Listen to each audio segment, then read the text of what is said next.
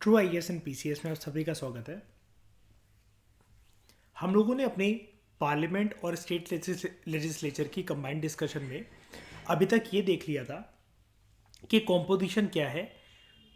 To houses of the topic जो हम कर रहे थे उसके अंदर हमने स्टेट लेजिस्लेटिव असेंबली यानी कि विधानसभा की कॉम्पोजिशन को देख लिया था कॉम्प्रिहेंसिव तरीके से प्रीवियस लेक्चर के अंदर।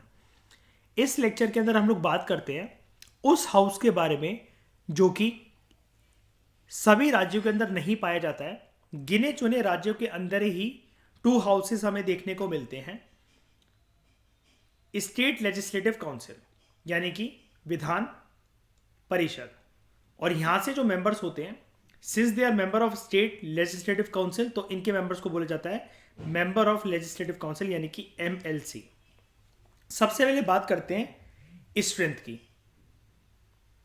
Unlike the members of the legislative assembly जो कि डायरेक्टली इलेक्टेड होते हैं, लेजिस्लेटिव काउंसिल के जो मेंबर्स होते हैं उनका जो चुनाव होता है वो इनडायरेक्ट तरीके से होते हैं। They are elected indirectly. Maximum strength जो है काउंसिल की वो कितनी फिक्स्ड है, वो फिक्स करी गई है उस राज्य के अंदर। ध्यान से समझना, उस राज्य के अंदर जो विधानसभा की टोटल स्ट्रेंथ है ना, टोटल स्ट्रेंथ है जो विधानसभा की स्टेट लेजिस्लेटिव असेंबली की, मैक्सिमम स्ट्रेंथ इस total strength of the state legislative assembly का 1/3 होना चाहिए।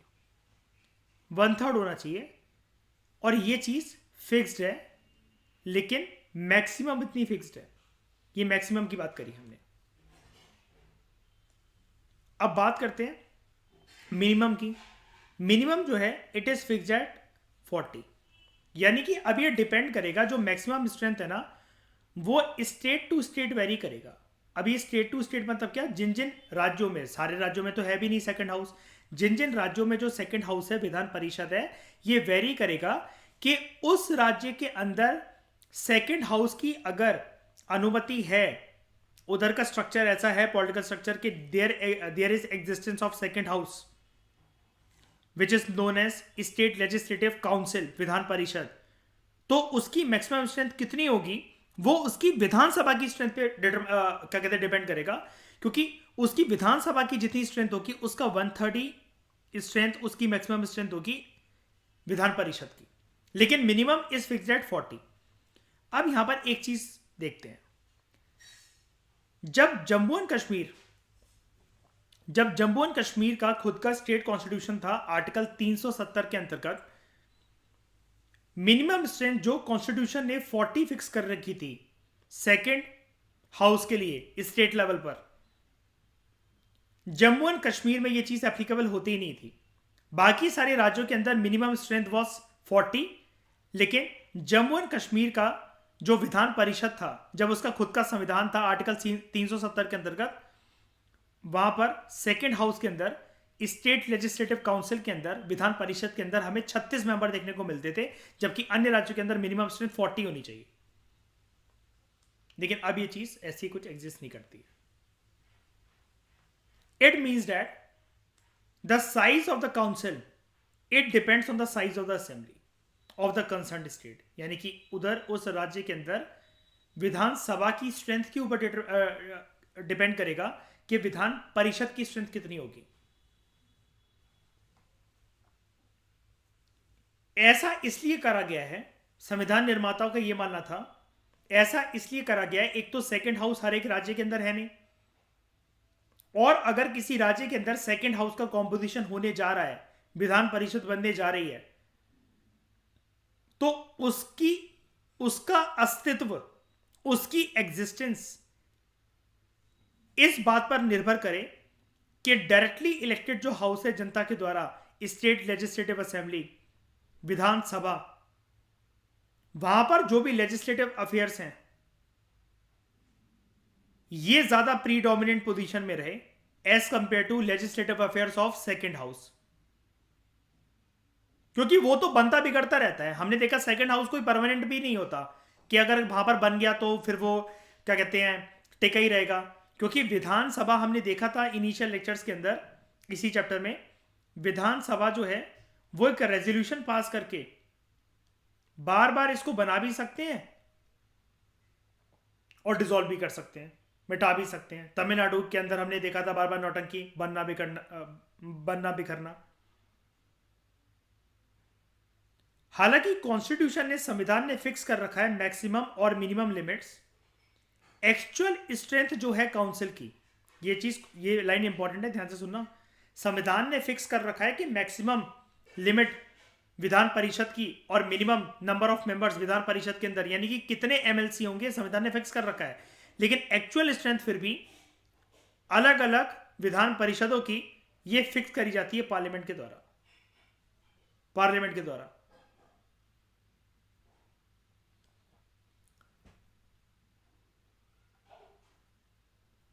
और यहां पर हम देखते हैं एक बारी जरा, number of seats in legislative council. अब यहां पर ये बाकी स्पेसेस आपको ब्लैंक क्यों दिख रहे हैं, इतने सारे ये ब्लैंक क्यों दिख रहे हैं आपको? यहां एक भी मेंबर नहीं है, इतनी पॉपुलेशन ही नहीं है क्या? वेरी गुड, वहां विधान परिषद है ही नहीं। तो कहां का देखने को मिलता है? आंध्र प्रदेश, बिहार, कर्नाटका, महाराष्ट्र, तेलंगाना एंड यूपी। विधान परिषद में इन राज्यों में से कितने राज्य हो गए टोटल? कितने राज्य हैं? 6। किसी केंद्र शासित प्रदेश में दूसरा हाउस है क्या? नहीं ना। ऐसा तो नहीं कि इन तीनों में नहीं दे रखा है, बाकी और किसी यूनियन टेरिटरी में हो सेकंड हाउस? ऑब्वियसली बात है, जब असेंबली नहीं है उनमें तो फिर सेकंड हाउस कहां से होगा, है ना। नई दिल्ली में भी नहीं है। यूपी के अंदर मैक्सिमम जो है सबसे ज्यादा मेंबर्स आपको देखने को मिलते हैं। विधान परिषदें जिन 6 राज्यों में एग्जिस्ट करती हैं, सबसे ज्यादा यूपी की स्ट्रेंथ है 100। अब यूपी की स्ट्रेंथ ये 100 आई कैसे? यहीं से। अगर उसकी विधानसभा की स्ट्रेंथ ज्यादा है तो विधान परिषद की स्ट्रेंथ भी इतनी होगी। लोएस्ट किसकी है? लोएस्ट किसकी है? तेलंगाना की 40।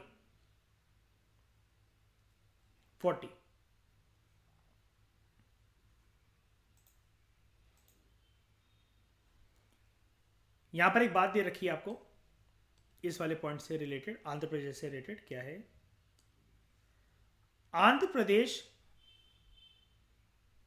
प्रदेश अमेंडमेंट एक्ट, आंध्र प्रदेश का रीऑर्गेनाइजेशन का amendment act of 2015, it increase the number of seats in legislative council of Andhra Pradesh. पहले 50 हुआ करती थी, फिर 58 हो गई।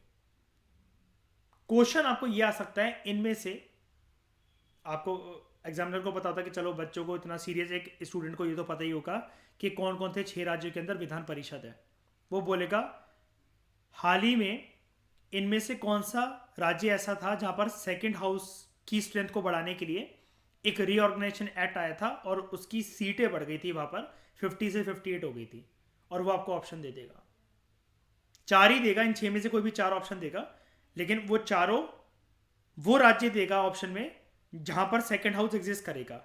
लेकिन आपको ये पता होना चाहिए कि बिल कहां पर आया था जहां पर उनकी स्ट्रेंथ बढ़ा दी गई 50 से 58। उसका आंसर होगा आंध्र प्रदेश। तो ये पीछे वाले चीजों को बिल्कुल इग्नोर ना करा करो। स्टेट पीएससी में तो आज भी लक्ष्मीकांत में से 100 आउट ऑफ 100% की एक्यूरेसी है जो स्टेट पीएससी के एग्जाम्स है। और यूपीएससी में भी ज्यादा कुछ चेंज होता नहीं है अपार्ट फ्रॉम थोड़ा सा गवर्नेंस वाला जो पार्ट है, क्योंकि पॉलिटी तो पॉलिटी ही रहेगी। वो तो चाहे आप किसी बुक से पढ़ लो, लक्ष्मीकांत तो बस एक फेमस बुक है बाजार के अंदर, बस इस वजह से लोग पढ़ते हैं। आप खुद से भी प्रिपेयर कर लो, चाहे इंटरनेट्स वगैरह से आप प्रेसिडेंट के बारे में पूरा कंटेंट प्रिपेयर कर लो, तो प्रेसिडेंट ही रहेगा। ये चीज़ है। ओके, इलेक्शन की प्रक्रिया जानते हैं। सबसे पहले तो थंब रूल याद रखना, विधान परिषद के जो इलेक्शंस हैं इनडायरेक्ट इलेक्शंस हैं। टोटल मेंबर्स उस राज्य में जो सेकंड हाउस के होंगे, विधान परिषद के होंगे, of the total number of members of legislative council. चुनाव की प्रक्रिया कैसे होती है? ये 5 पॉइंट आपको याद रखने हैं। 1/3 जो मेंबर हैं they are elected by members of local bodies जो उस राज्य में लोकेटेड होंगी, जैसे म्युनिसिपैलिटीज के द्वारा, डिस्ट्रिक्ट बोर्ड्स के द्वारा। 1/12, ध्यान से सुनना, 1/12 जो मेंबर्स होते हैं दीज आर इलेक्टेड बाय 3 साल के लोग जो ग्रेजुएट्स हैं, जो कि उस स्टेट में रह रहे हो, रिसाइड कर रहे हो परमानेंटली, उनके द्वारा।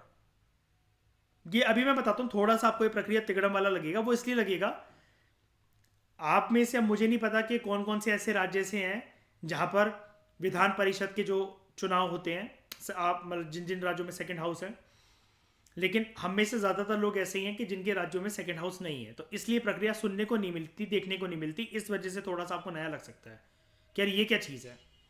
और हम ये भी बात करेंगे ये जो प्रोसीजर है ये क्या फिक्स है क्या नहीं है, अभी देखते हैं इस चीज़ को। 1/12 जो मेंबर्स हैं, again they are elected by teachers जो 3 साल से टीचर हो एटलीस्ट उस राज्य के अंदर, not lower in standard than senior secondary. Senior secondary जो सेकेंडरी स्कूल होता है वो कौन सी क्लास के लिए होता है?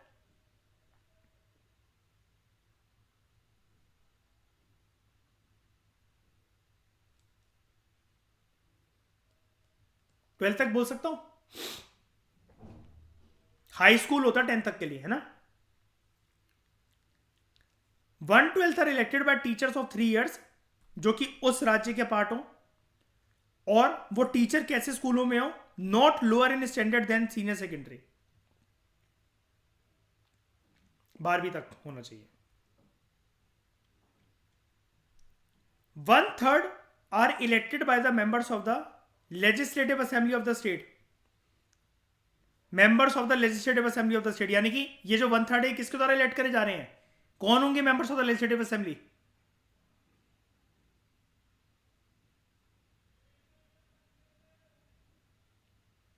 बताओ। एमएलए। अब इसकी लैंग्वेज थोड़ी सी ध्यान से देखना जो मैं आगे बोलने वाला हूं। 1/3 मेंबर, और ये सारे चुनाव हम किसके लिए कर रहे हैं? किसको चुनने के लिए? एमएलसी को चुनने के लिए। 4th पॉइंट ध्यान से समझना, इसकी अंग्रेजी को ध्यान से देख लें एक बारी। 1/3 are elected by members of the legislative assembly of the state, यानी कि उस राज्य में जो विधान सभा होगी उसके जो मेंबर्स होंगे, एमएलए जो विधायक होंगे, 1/3 मेंबर्स को विधायक चुनेंगे। लेकिन ऐसे किसी पर्सन को चुनेंगे जो उस राज्य के अंदर विधायक ना हो। मतलब ऐसा नहीं होना चाहिए कि उन्होंने ऐसे किसी एमएलए को चुन लिया जो कि एमएलए भी और एमएलसी भी बन जाए। ये है इस बात, ये है इस लाइन का मतलब। क्या ये वाली बात समझ में आई? ऑब्वियस ही बात है ये, लेकिन ये इनको गाइडलाइन बता दी गई होती है that you cannot elect a person from amongst person, ठीक है, who is a member of assembly. आपस में से ही किसी को वो कर दिया, अपने आप को ही पता चला इलेक्ट कर दिया, नहीं। और बाकी जितने बच गए, अब बाकी जितने बच गए बताएगा कौन? ये नंबर कौन बताएगा? भाई ये number state to state depend करता है, और ये नंबर इस बात के ऊपर डिपेंड करता है कि विधानसभा की स्ट्रेंथ कितनी थी, क्योंकि विधानसभा की जितनी स्ट्रेंथ होगी मैक्सिमम 1/3 इतनी फिक्स करी गई है और मिनिमम रखी गई है 40। द रिमाइंडर आर नॉमिनेटेड, ध्यान से देखो, they are nominated by the governor from amongst person जिनको स्पेशल नॉलेज हो या प्रैक्टिकल एक्सपीरियंस हो। अब देखना, जो हमने पार्लियामेंट के अंदर देखा था ना, राज्यसभा के अंदर जो 12 मेंबर्स नॉमिनेट करे जाते हैं प्रेसिडेंट के द्वारा, ये फील्ड देखना, लिटरेचर,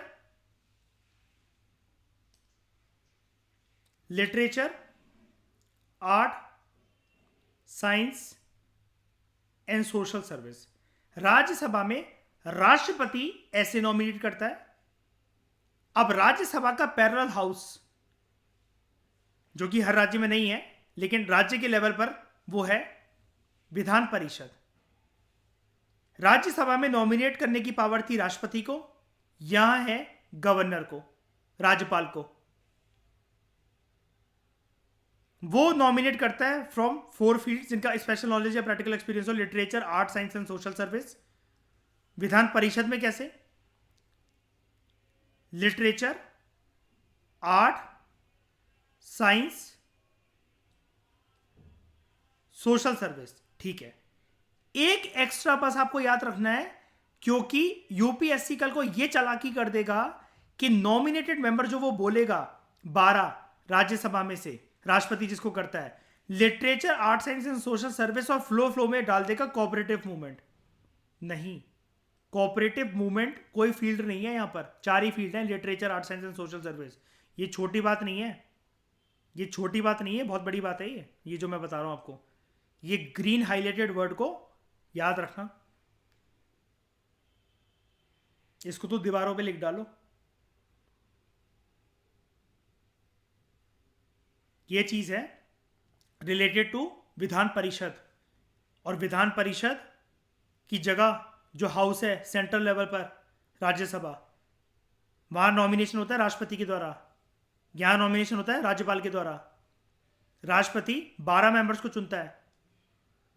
ये डिपेंड करेगा कि कितने मेंबर्स को चुनता है, 1/3, 1/12, 1/12 और 1/3। जब ये 4 प्रक्रिया कंप्लीट हो गई हो और जितना वहां पर मैक्सिमम या मिनिमम स्ट्रेंथ फिक्स करी गई है, और वो डिपेंड करेगा विधानसभा के ऊपर, तो बाकी मेंबर्स को ये नॉमिनेट कर देगा। बाकी मेंबर्स नॉमिनेट होकर ही आएंगे राज्यपाल के द्वारा।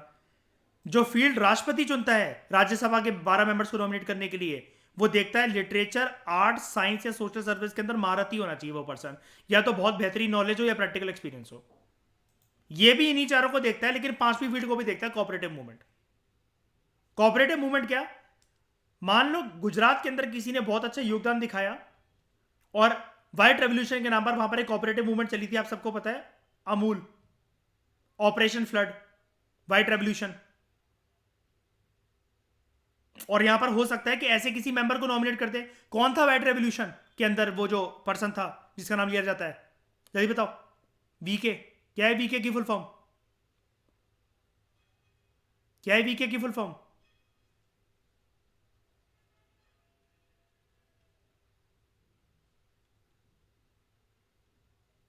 वर्गीज कुरियन। वर्गीज कुरियन, याद आया? सुना है इनका नाम? मतलब मैं ये नहीं कह रहा कि इनको नॉमिनेट करा गया था, मैं कह रहा हूं ऐसे किसी पर्सन को करा जा सकता है। एमएस स्वामीनाथन का नाम सुना है? किस फील्ड में है, क्या महारत हासिल करी?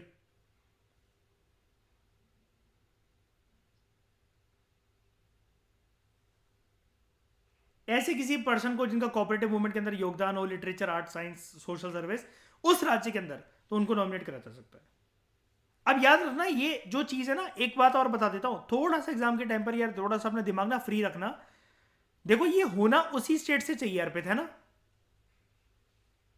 ऑब्वियस सी बात है अर्पित। अब ये मयूर, अब ऐसा तो है नहीं कि दूसरी कंट्री से उठाकर या दूसरे राज्य से उठाकर ले आएंगे कि आ जाओ यार आप हमारे राज्य की शान बन जाओ, मैं आपको नॉमिनेट करके एमएलसी बना देता हूं। आपका राज्य तो भिखमंगा है, दूसरा हाउस तो रहता नहीं है वहां पे, हमारे पास है, मैं आपको फ्री में बना रहा हूं without going through the process of election, क्योंकि मेरी नजरों में आप आग का तारा हो। तो यानी कि कंक्लूजन में हम क्या बोल सकते हैं? 5/6 of the total members of the total number of members of the legislative council, MLC मतलब दे आर इनडायरेक्टली इलेक्टेड, और 1/6 का होता है नॉमिनेशन राज्यपाल के द्वारा, गवर्नर के द्वारा। मेंबर्स के इलेक्शंस होते हैं अगेन जैसा कि राज्यसभा में होता है, system of proportional representation by means of single transferable vote. अब एक बात का ध्यान रखना, गवर्नर की नजरों में उसको जो भी पसंद आया हो, द बोनाफाइड और प्रोप्राइटी का मतलब ये होता है भाई गवर्नर ने जिस मर्जी को, उसकी आत्मा ने, उसके दिल ने जिस भी नाम के लिए गवाही दी हो कि उसने नॉमिनेशन कर डाला किसी पर्सन का, इस चीज को कि सर जी उन्होंने तो अपने ही भांजा बना दिया, ऐसा कर दिया, वो कर दिया, इस चीज को, इस केस को किसी भी कोर्ट के अंदर चैलेंज नहीं करा जा सकता। Extremely important fact. यानी कि इसका क्या नहीं हो सकता? जुडिशियल रिव्यू नहीं हो सकता। एक एक वर्ड इंपॉर्टेंट है ये। और लक्ष्मीकांत से कभी ऐसे नोट्स बनाने मत बैठ जाने A4 शीट पर, कल में सफ़ेद हो जाएंगी, उम्र निकल जाएगी, लेकिन प्रीलिम्स नहीं निकलेगा लक्ष्मीकांत से अगर नोट्स बनाने बैठ गए तो। ये यहीं पर साइड में स्टिकी नोट्स वगैरह लगा कर रफ कॉपी के अंदर लिख लिया करो कि when I will read Laxmikanth, या लिख लिख के जब पढ़ूंगा या पढ़ूंगी तो इसको फैक्ट को मैं देख लूंगा या देख लूंगी। This scheme of composition of the legislative council. अभी थोड़ा सा एक बात बताना मयूर, ये थोड़ा नॉनसेंस सा नहीं है जरा, कि लोकल बॉडीज ग्रेजुएट 3 साल के टीचर जो 12वीं क्लास से कम लोगों को ना पढ़ाएं, या जो विधायक हैं वो विधायकों के बीच में से, थोड़ा सा नॉनसेंस जैसी चीज नहीं लग रही है? बताओ अर्पित, ऐसे ऐसे मर्यादा होती है क्या एमएलसी की? ऐसी होनी चाहिए क्या कि ग्रेजुएट चुन रहे हैं, लोकल बॉडी चुन रही है कुछ भी करके? अब देखो ये जो तिगड़म का जो प्रोसीजर है ना, यहाँ पर बात ये है कि ये बोल रखा है, संविधान में खुद भी लिख रखा है, this is not tentative and not final. UPSC में आप कभी उसको देखना, वहां पर लिखा होता है जो शेड्यूल है ना, जो शेड्यूल है ये टेंटेटिव नहीं है, फाइनल नहीं है, it is liable to be change. तो यहां पर ये भी बोल रखा है कि पार्लियामेंट को ये अथॉरिटी है, पार्लियामेंट को संविधान ने बोल रखा है this is not tentative and not final, parliament is authorise to modify और रिप्लेस द सेम। लेकिन आज तक पार्लियामेंट ने इसके लिए कभी कोई कानून लाया नहीं है, ऐसा कोई लॉ नहीं लेकर आया कि जिसमें वो राज्यों के अंदर इस व्यवस्था को बदल दें, जिन जिन राज्यों के अंदर विधान परिषद देखने को मिलता है। जैसा कि यहां पर देखो यूपीएससी के सिलेबस के अंदर लिखा होता है, नोटिफिकेशन, कमेंसमेंट और duration of the examination are liable to alteration if the circumstances so warrant. कि फिर कोई कोरोना या कोरोनी अगर आ गए तो ये चेंज हो सकता है, जैसे कि हुआ भी अक्टूबर 2020 के साल में, अक्टूबर में जब एग्जाम हुआ था। The parliament is authorise to modify और replace the same, however it has not enacted any law. इसके लिए कोई भी लॉ पार्लियामेंट ने इनेक्ट नहीं करा। अब यूपीएससी फंसेगा कैसे, ट्रैप कैसे बचेगा आपके लिए कि ये चीज़ फाइनल नहीं है, टेंटेटिव नहीं है, फिक्स नहीं है, पत्थर की लकीर नहीं है, ये जो 1/3, 1/12, 1/12, 1/3 और बाकी नॉमिनेशन की जो नौटंकी है, ये फाइनल नहीं है। और इसके लिए आपको वो बोल देगा कि इसके लिए एक अमेंडमेंट बिल आया था 2014 के अंदर, 1995 के अंदर, किसी के राज्य को दे देगा कि आंध्र प्रदेश के लिए पार्लियामेंट एक लॉ लेकर आया था 2009 के अंदर। अब वहाँ बैठ के आप सोच रहे हो यार मुझे तो याद ही नहीं आ रहा ये कहाँ था क्या नहीं था, कहीं पीछे तो नहीं लिखा था लक्ष्मीकांत की, यार मैंने तो इतने अच्छे से पढ़ा ही नहीं है चैप्टर। इसलिए मैं हमेशा कहता हूँ कि पार्लियामेंट और इस वाले चैप्टर को साइमल्टेनियसली कड़ी से कड़ी मिलाकर चलो, हाथ से हाथ मिलाकर इनको चलो, क्योंकि जो चीज़ें वैसे तो एक लय में, एक फ्लो में ही कवर है सारी चीज़ें। अब जैसे ये देखो literature, arts and social service, मैं यहाँ से पढ़ाता फिर आपको वहाँ बोलता कि देखो हमने वहाँ करा था, राष्ट्रपति की वाली चीज़ याद रखनी है। अब आपने यहाँ पर ही देख लिया, अब जो भी इस लेक्चर को देखेगा तो उसे पता रहेगा कि यहाँ पर एक चीज़ है। जब आप मान लो अगर आप अपनी बुक में सिर्फ आज पार्लियामेंट को रिवाइज करने बैठे हो ना, तो आपको पता रहेगा अच्छा ठीक है याद आ गया, अगर ये विधान परिषद होता तो यहाँ पर एक वर्ड ऐड हो जाता, क्या? जो राज्यपाल है वो 5वीं चीज़ को भी देखता है, डेट इज कोऑपरेटिव मूवमेंट। और वहां पर नंबर फिक्स नहीं होते, यहां पर तो 12 राज्यसभा के फिक्स हैं, वो डिपेंड करता है विधानसभा के ऊपर।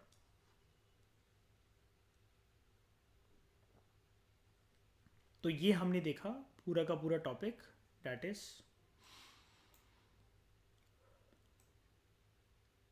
composition of the two houses of state legislature, Vidhan Sabha and Vidhan Parishad, state legislative assembly and state legislative council. और सिमिलरली हमने पार्लियामेंट से भी कवर कर लिया था ये composition of the 2 houses of the parliament, Rajya Sabha and Lok Sabha.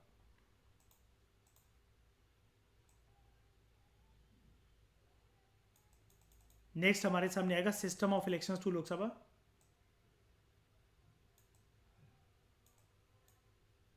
And duration of the 2 houses